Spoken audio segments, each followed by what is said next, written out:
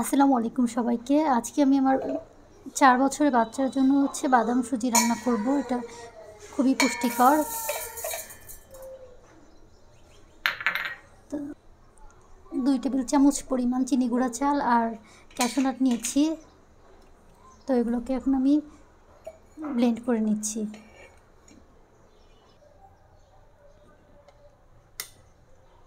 একটা Blender jar দিয়ে সুজিটা তৈরি করে নিলাম। তো সুজিটা তৈরি হয়ে গেছে, এখন আমি এটা ক্লিন করে নেব।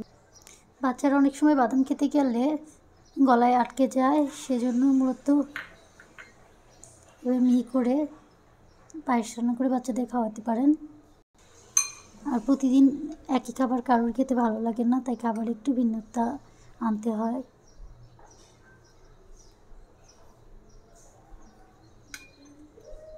আমি এখন সুজিটাকে রান্না করে দেখাবো।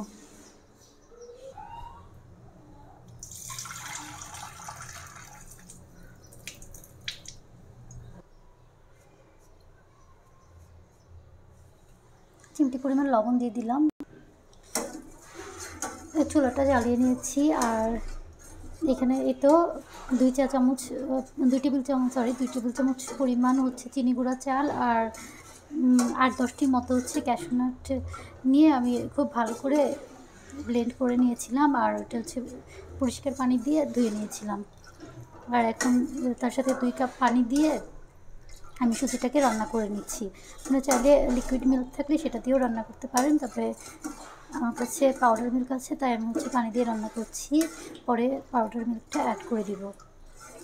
আর চিমটি পরিমাণ লবণ দিয়েছি, বাট আমি যেহেতু আমি আমার বাচ্চার জন্য রান্না করছি, তাই এখানে কোনো রকম সুগার অ্যাড করব না, কারণ আমি ওকে ওভাবে অভ্যস্ত করেছি।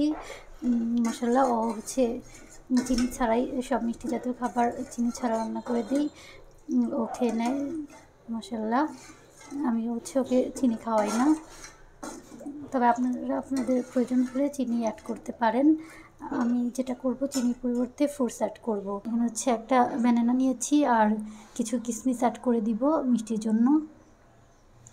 আর চাইলে খেজুরও দেওয়া যায়। এটা বাচ্চাদের জন্য অত্যন্ত পুষ্টিকর একটা খাবার।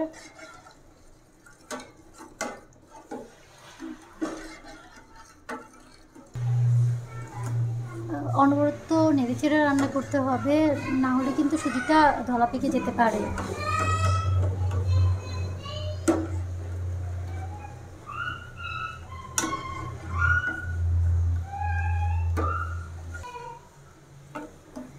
বাচ্চাদের জন্য সুজিটা ঘরে তৈরি করে নিলে সেটা যেমন স্বাস্থ্যকর হয়, তেমন পুষ্টিগুণও থাকে ভরপুর।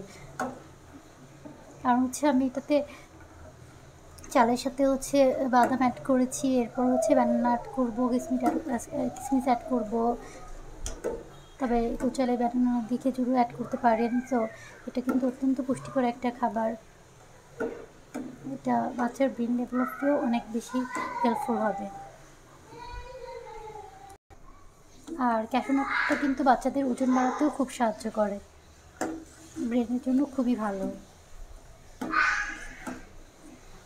আর এখানে আমি 2 চা চামচ পরিমাণ পাউডার মিল্কও অ্যাড করে দেব।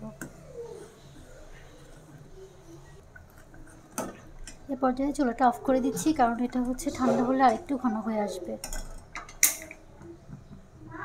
আর একটু ঠান্ডা হয়ে গেলে তখন এখানে আমি মিল্কটা অ্যাড করে দিব। তো সবাই ভালো থাকবেন, সুস্থ থাকবেন। আল্লাহ হাফেজ। আর যারা আমার চ্যানেলে নতুন, তারা প্লিজ চ্যানেলটাকে সাবস্ক্রাইব করে দেবেন।